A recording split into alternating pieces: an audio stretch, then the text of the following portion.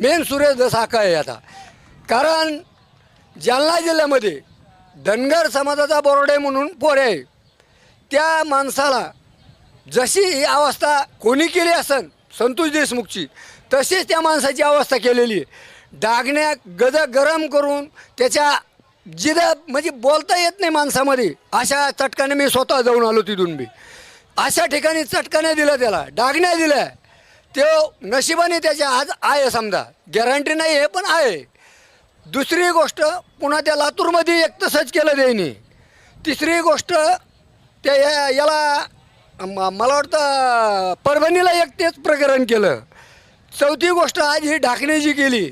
म्हणजे याने असे त्याचं एक प्रकरण कोणी केलं असन कोणी नसन केलं, तो कायदा आहे. कायदा कोणालाही सोडित नाही. जो लिहिला घटनास्तू लिहिलेला आहे तो घटनास्तू कायदा बरोबर जे